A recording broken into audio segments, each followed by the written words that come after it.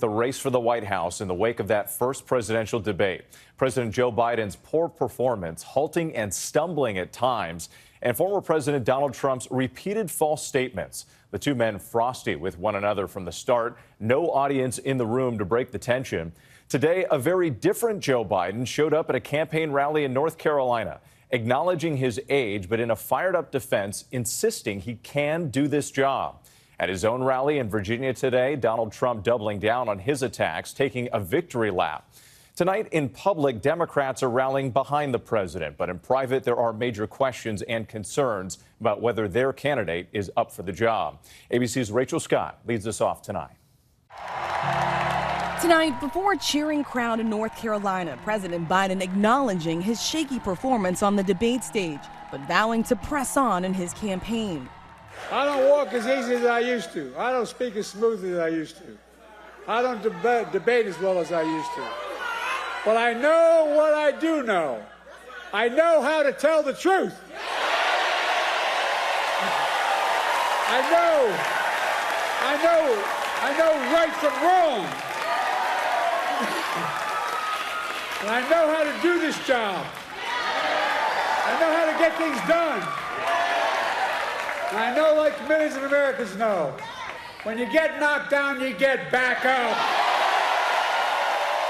Biden seeking to reassure his supporters and control the wave of panic sweeping through the Democratic Party after his repeated stumbles during the debate. Making sure that we're able to make every single solitary person eligible for what I've been able to do with the COVID, with dealing with everything we have to do with. Look, if we finally beat Medicare. Thank you, President Biden. President Trump? Donald Trump piling on. I really don't know what he said at the end of that sentence. I don't think he knows what he said either. Today, the Biden team admitting the president had, quote, a bad night. Listen, we've got 130 days, I'm counting, until Election Day. 130 days. And this race will not be decided by one night in June. Publicly, top Democrats declaring their allegiance. I will never turn my back on President Biden. Stepped down after the debate performance last night. Should he step aside? But privately, a different story. One Democrat in Congress calling Biden's performance a disaster.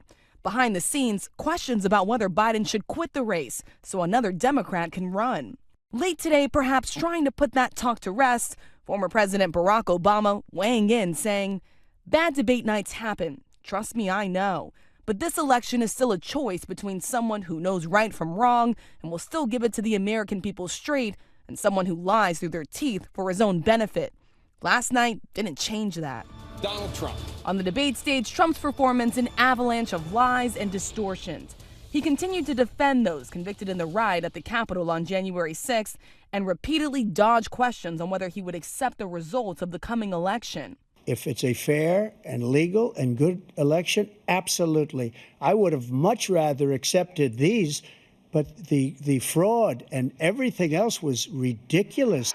Tonight in Virginia, mocking Biden's debate performance. Joe Biden spent the entire week at Camp David resting, working, studying. He studied very hard. He studied so hard that he didn't know what the hell he was doing. But today, the president insisting, I would not be running again if I didn't believe with all my heart and soul I can do this job. Because quite frankly, there in North Carolina, the crowd was with him.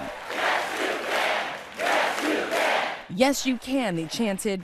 Yes, you can.